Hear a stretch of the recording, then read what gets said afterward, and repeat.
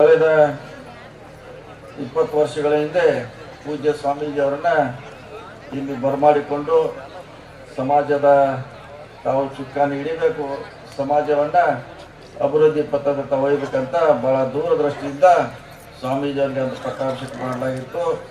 ಈ ಕಳೆದ 20 ವರ್ಷಗಳಲ್ಲಿ ಯಾವುದೇ ಅಂತ ಶೈಲಿಯಲ್ಲಿ ದಾಟಿಯಲ್ಲಿ ಈ ಸಮುದಾಯವನ್ನು ಶೈಕ್ಷಣಿಕವಾಗಿ, ಸಾಮಾಜಿಕವಾಗಿ ಮತ್ತು ಆರ್ಥಿಕವಾಗಿ ಸಬಲೀಕರಣ ಆಗಬೇಕು ನನ್ನ ಸಮಾಜ ಅಂತ ಭಾಳ ಕಳಕಳಿಂದ ಸಮಾಜವನ್ನು ಇಲ್ಲಿವರೆಗೆ ಕಟ್ಟುವಂಥ ಪ್ರಾಮಾಣಿಕ ಪ್ರಯತ್ನ ಮಾಡಿದ್ದಾರೆ.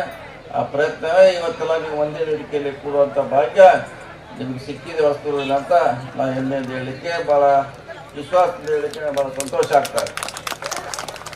ಯಾಕೆಂದರೆ ಒಂದು ಯಾವುದೇ ಸಮುದಾಯಕ್ಕೆ ಒಂದು ಗುರಿ ಬೇಕಾಗ್ತದೆ, ಒಂದು ಹತ್ತಿರದಂಥ ಸಿದ್ಧಾಂತ ಸವಾಲುಗಳನ್ನು ಸ್ವೀಕಾರ ಮಾಡುವಂಥ ಒಂದು ದೂರದೃಷ್ಟಿ ಇರಬೇಕಾಗಿದೆ. ಅದರ ಪೂಜ್ಯ ಸ್ವಾಮೀಜಿ ಅವರ ನೇತೃತ್ವದಲ್ಲಿ ಇವತ್ತು ಯಶಸ್ವಿಯಾಗಿದೆ ಅನ್ನೋ ಮಾತನ್ನು ಹೇಳಲಿಕ್ಕೆ ಇಚ್ಛೆಯನ್ನು ವ್ಯಕ್ತ ಮಾಡ್ತಾ, ನಾವು ಹಲವಾರು ಮೆಟ್ಟಲನ್ನು ಹತ್ತಿದ್ದೀವಿ, ಅದು ಇನ್ನೂ ಹತ್ತುವಂಥದ್ದು ಭಾಳಷ್ಟು ಇದೆ. ಅದನ್ನೆಲ್ಲ ಪೂಜ್ಯ ಸ್ವಾಮೀಜಿಯವರ ಮುಂದಿನ ದಿನಗಳಲ್ಲಿ ನಿಮ್ಮನ್ನೆಲ್ಲ ಆ ದಿಕ್ಕಿನಲ್ಲಿ ಒಯ್ಯುವಂಥ ಪ್ರಾಮಾಣಿಕ ಪ್ರಯತ್ನ ನಡೆದಿದೆ. ಅವ್ರು ನಾವೆಲ್ಲರೂ ಸಂಪೂರ್ಣವಾಗಿ ಸಹಕಾರ ಮಾಡಬೇಕಾಗಿದೆ. ಅವ್ರ ನೇತೃತ್ವದಲ್ಲಿ ನಾವು ಇವತ್ತು ಹೋಗಬೇಕಾಗಿದೆ. ಅದನ್ನು ಮಾಡುವಂಥ ಪ್ರಯತ್ನ ತಾವು ಹಿಂದೂ ಕೂಡ ಮಾಡಿದ್ದೀರಿ, ಇವತ್ತು ಕೂಡ ಮಾಡ್ತೀರಂಥ ಭರವಸೆ ನಿಮ್ಮ ಮೇಲಿದೆ. ಯಾಕೆಂದರೆ ಅವ್ರು ಬರುವಂಥ ಸಂದರ್ಭದಲ್ಲಿ ಇಲ್ಲಿ ಭಾಳ ಬಂಜರವಾದಂಥ ಒಂದು ಸ್ಥಳ ಇದೆ ಅಷ್ಟೇ. ಇವತ್ತು ಶೈಕ್ಷಣಿಕವಾಗಿ ಮಠ ಮುಂದುವರಿಬೇಕು, ಕೇವಲ ಮಠ ಆಗಿರಬಾರ್ದು, ಶಿಕ್ಷಣದಲ್ಲಿ ಕೂಡ ನನ್ನ ಸಮಾಜ ಇರಬೇಕಂತ ದೂರದೃಷ್ಟಿಯಿಂದ ಶಿಕ್ಷಣ ಕೂಡ ಸ್ವಾಮೀಜಿಯವರು ಭಾಳ ಒತ್ತನ್ನು ಕೊಡ್ತಾ ಇದ್ದಾರೆ.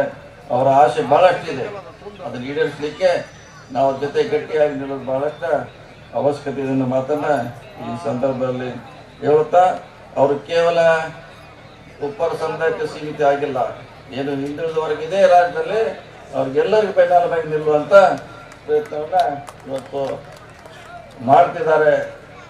ನಮ್ಮ ಚಿಕ್ಕಮಗಳೂರು ಶಾಸಕರು ಬಂದಿದ್ದಾರೆ, ಅವ್ರಿಗೂ ಎಲ್ಲರ ಪರವಾಗಿ ಸ್ವಾಗತವನ್ನು ಕೋರ್ತೇನೆ.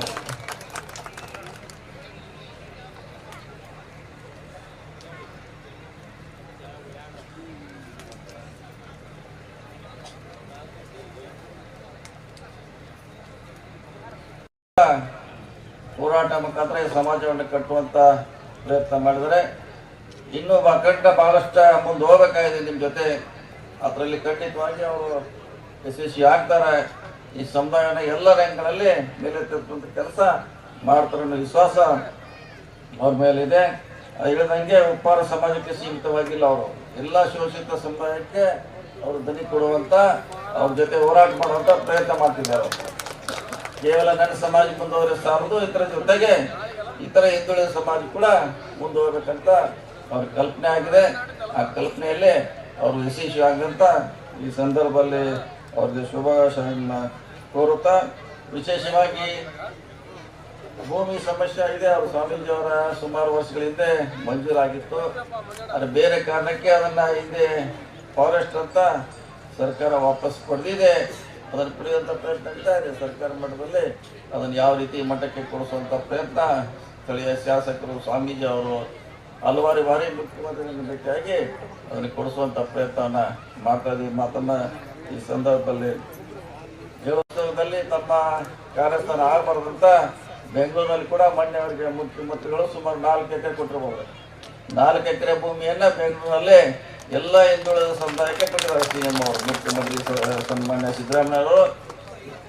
ಒಟ್ಟು 50 ಎಕರೆಯಲ್ಲಿ ಸುಮಾರು ಹಿಂದುಳಿದ ವರ್ಗ ಮಠಾಧೀಶರಿಗೆ ಕೊಟ್ಟಿದ್ದಾರೆ. ಅಲ್ಲಿಯೂ ಕೂಡ ಅವರ ಕೇಂದ್ರ ಕಾರ್ಯಸ್ಥಾನ ಆಗಲಿ, ಅಲ್ಲಿ ಹೆಚ್ಚಿನ ವ್ಯಾಸಂಗ, ಹೆಚ್ಚಿನ ವಿದ್ಯಾಭ್ಯಾಸಕ್ಕೆ ನಮ್ಮ ಬಡ ಮಕ್ಕಳಿಗೆ ಅನುಕೂಲ ಆಗೋ ದೃಷ್ಟಿಯಿಂದ ಸಿದ್ದರಾಮಯ್ಯವರು ಸರಾಸರಿ 4 ಎಕರೆ ಜಮೀನನ್ನು ಪ್ರತಿ ಮಠಾಧೀಶರಿಗೆ ಇವತ್ತು ಕೊಟ್ಟಿದ್ದು ಅದೊಂದು ಇತಿಹಾಸ ದಾಖಲೆ ಅಂತ ಹೇಳ್ಬೋದು ನಾವು. ಯಾಕಂದ್ರೆ ಅಂತ ಬೆಂಗಳೂರಿನಲ್ಲಿ ಸುಮಾರು 4-5 ಕೋಟಿ ರೂಪಾಯಿ 1 ಎಕರೆ ಕೊಟ್ಟು ಖರೀದಿ ಮಾಡುವಂಥ ನಮ್ಮ ಮಠಗಳಿಗೆ ಶಕ್ತಿ ಇಲ್ಲ.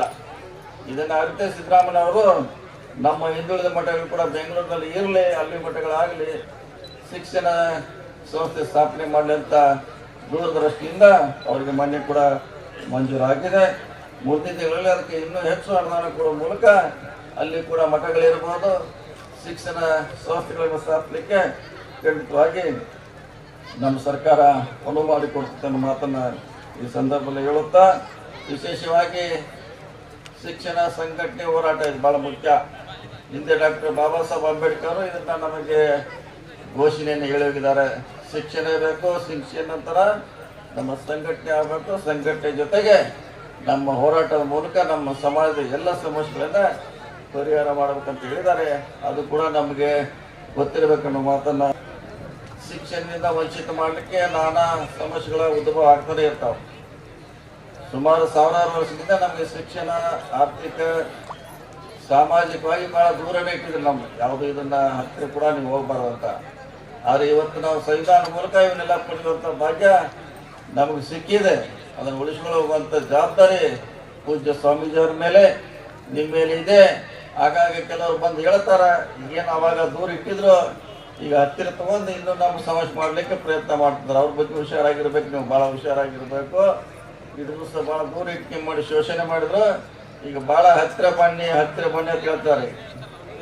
ನಿಮ್ಮನ್ನು ದೂರದಿಂದ ಶೋಷಣೆ ಮಾಡಿದ್ದು 4,000 ವರ್ಷ, ಈಗ ಹತ್ತಿರ ಕರ್ಕೊಂಡು ನಿಮ್ಮನ್ನು ಶೋಷಣೆ ಮಾಡ್ಕೊತ ಸ್ಲೋಗನ್ಸ್ ಪ್ರಾರಂಭ ಆಗಿದೆ. ಅದ್ರ ಬಗ್ಗೆ ಎಲ್ಲ ಹಿಂದುಳಿದ ವರ್ಗ, ದಲಿತರು ಭಾಳ ಹುಷಾರಾಗಿರ್ಬೇಕು ಅನ್ನೋ ಮಾತನ್ನು ಈ ಸಂದರ್ಭದಲ್ಲಿ ಹೇಳುತ್ತಾ, ಸ್ವಾಮೀಜಿಯವರ ಅಲ್ಪಾವಧಿಯಲ್ಲಿ ಸಮಾಜವನ್ನು ಕಟ್ಟುವಂಥ ಪ್ರಾಮಾಣಿಕ ಪ್ರಯತ್ನ ಮಾಡಿದ್ದಾರೆ. ಇನ್ನು ಬೆಂಗಳೂರಲ್ಲಿ ಕೂಡ ಅವರ ಶಿಕ್ಷಣ ಸಂಸ್ಥೆ ಸ್ಥಾಪನೆ ಮಾಡಿ UPS IAS SP ಭಾಗ್ಯ ಈ ಸಮುದಾಯಕ್ಕೆ ಸಿಗಲಿ ಅನ್ನೋ ಮಾತನ್ನು ಈ ಸಂದರ್ಭದಲ್ಲಿ ಶುಭ ಹಾರೈಸ್ತಾ, ಆದಷ್ಟು ಬೇಗ ಬೆಂಗಳೂರಲ್ಲಿ ಕೂಡ ಅಂತ ಒಂದು ವಿದ್ಯಾಸಂಸ್ಥೆ ತೆಗೆಲಿ. ಈ ಉಪ್ಪಾರ ಸಮುದಾಯದ ಜನಾಂಗಕ್ಕೆ, ಮಕ್ಕಳಿಗೆ ಉನ್ನತ ಶಿಕ್ಷಣ, ಗುಣಮಟ್ಟ ಶಿಕ್ಷಣ ಬೆಂಗಳೂರಲ್ಲಿ ಸಿಗಲಿ ಅನ್ನೋ ಮಾತನ್ನು ಹೇಳುತ್ತಾ, ಭಾಳಷ್ಟು ಈ ಮಠ ಕೂಡ ಭಾಳಷ್ಟು ಪ್ರಗತಿ ಆಗಿದೆ. ಇನ್ನೂ ಕೂಡ ಹೆಚ್ಚಿನ ಮಟ್ಟದಲ್ಲಿ ಆಗಲಿ ಅನ್ನೋ ಮಾತನ್ನು ಮತ್ತೊಮ್ಮೆ ಶುಭ ಹಾರೈಸುತ್ತಾ, ವಿಶೇಷವಾಗಿ ಮೊದಲನೇ ಬಾರಿಗೆ ಭಜನಾ ಸ್ಪರ್ಧೆಯನ್ನು ಸ್ವಾಮೀಜಿ ಅವರು ಶ್ಯಾಮಾನಂದ ಪೂಜೆ ಅವರ ನೇತೃತ್ವದಲ್ಲಿ ಆಗಿದೆ.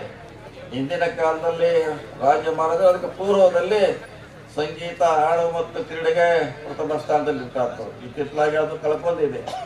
ಮತ್ತೆ ಅದನ್ನು ನಾವು ಮೊದಲನೇ ಸ್ಥಾನಕ್ಕೆ ತರುವಂಥ ಪ್ರಯತ್ನ ಆಗಬೇಕಾಗಿದೆ. ಕ್ರೀಡೆ ಇದ್ದಲ್ಲಿ ಶಾಂತಿ ಇರ್ತೈತೆ, ಹಾಡು ಸಂಗೀತಗಾರಿಕೆ ಇದು ಬಹಳ ಅವಶ್ಯಕತೆ ಅನ್ನೋ ಮಾತನ್ನು ಹೇಳುತ್ತಾ, ಮುಂದಿನ ಸಾರಿ ಇನ್ನು ಹೆಚ್ಚಿನ ಪ್ರಮಾಣದಲ್ಲಿ ಎಲ್ಲ ಸ್ವಾಮೀಜಿಯವರಲ್ಲಿ ಆದರೆ ಒಳ್ಳೆಯದ. ಎಲ್ಲ ಸ್ವಾಮೀಜಿಯವರು ಎಲ್ಲರ ಹೆಂಗಾರೆ ಜಾತ್ರೆ ತಾವು ಮಾಡ್ತಾರೆ, ಅದಕ್ಕೆ ಪ್ರಯತ್ನ ಮಾಡೋಣ. ಸಿಗ್ತಾ ಅದು ಸೇರೋದಕ್ಕಂದ್ರೆ ಅದು ಸೇರ್ಲಿಕ್ಕೆ ಯಾರು ತಡಿಲಿಕ್ಕೆ ಆಗೋಲ್ಲ. ಒಂದ್ ವೇಳೆ ಅದು ಕಾನೂನುಬದ್ಧವಾಗಿದ್ರೆ ಅದನ್ನ ಯಾರು ಕೂಡ ತಡಿಲಿಕ್ಕೆ ಆಗಲ್ಲ. ಪ್ರಯತ್ನ ಅಂತ ಖಂಡಿತವಾಗಿ ಮಾಡೋಣ. ಯಾಕೆ ನಾವು ಕೂಡ ಸತೀಶ್ ಶುಗರ್ಸ್ ಅವಾರ್ಡ್ ಅಂತ 22 ವರ್ಷದಿಂದ ಗೋಕಾಕದಲ್ಲಿ ಮಾಡ್ತಿರೋದು. 22 ವರ್ಷ ಸತತವಾಗಿ ಅಲ್ಲಿನ ಬಹಳಷ್ಟು ಹಾಡುಗಾರರು ನೃತ್ಯದಲ್ಲಿ ಇರ್ಬೋದು, ಸ್ಪೋರ್ಟ್ಸ್ ಇರ್ಬೋದು, ಸುಮಾರು ತಮ್ಮ ಬದುಕನ್ನು ಕಂಡುಕೊಳ್ಳಿಕ್ಕೆ ಅನುಕೂಲ ಆಗ್ತದೆ. ಎಲ್ಲ ಮಟ್ಟದಲ್ಲಿ ಅದೊಂದು ಪ್ರಾರಂಭ. ಯಾಕಂದ್ರೆ ಕಲೆ ಅಂದ್ರೆ ಅದು ಶೋಷಿತರ ಕಲೆ. ಅದನ್ನು ಪ್ರಮೋಟ್ ಮಾಡೋದು ನಮ್ಮೆಲ್ಲರ ಸ್ವಾಮೀಜಿಯವರ ಕರ್ತವ್ಯ ಆಗಿದೆ. ಅದನ್ನು ಆದಷ್ಟು ಬೇಗ, ಯಾಕೆ ನಶಿಸಿ ಹೋಗ್ತಾ ಇದೆ. ಗಿಗಿ ಪದ ಇರ್ಬೋದು, ಡೊಳ್ಳಿನ ಪದ ಇರ್ಬೋದು, ಎಲ್ಲ ನಶಿಸಿ ಹೋಗ್ತಾ ಇದೆ. ಅದನ್ನು ಉಳಿಸುವಂಥ ಪ್ರಯತ್ನ ಪೂಜ್ಯ ಸ್ವಾಮೀಜಿಯಲ್ಲಿ ಹೆಂಗಾರು ನೀವು ಕಾರ್ಯಕ್ರಮ ಮಾಡೇ ಮಾಡ್ತೀವಿ. ಅದರಲ್ಲಿ ಈ ಸ್ಪರ್ಧೆ ಒಂದಿದ್ರೆ ಇನ್ನು ಹೆಚ್ಚು ಅನುಕೂಲ ಆಗ್ತದೆ ಅನ್ನೋ ಮಾತನ್ನು ಹೇಳುತ್ತಾ, ಈ ಕಾರ್ಯಕ್ರಮ ಕೂಡ ನಮ್ಮನ್ನು ಶಾಸಕರನ್ನು ಕರೆದು ತಾವೆಲ್ಲ ಗೌರವಿಸಿದ್ದಾಗಿ ತಮಗೆ ವಂದಿಸ್ತೀವಿ. ನಿಮ್ಮ ಜೊತೆ ನಾವು ನಿನ್ನೆ ಇದ್ದೀವಿ, ಇವತ್ತು ಇರ್ತೀವಿ, ನಾಳೆ ಇರ್ತೀವಿ ಅಂತೇಳಿ ನನ್ನ ಮಾತು ಮುಗಿಸಿ ನಮಸ್ಕಾರ.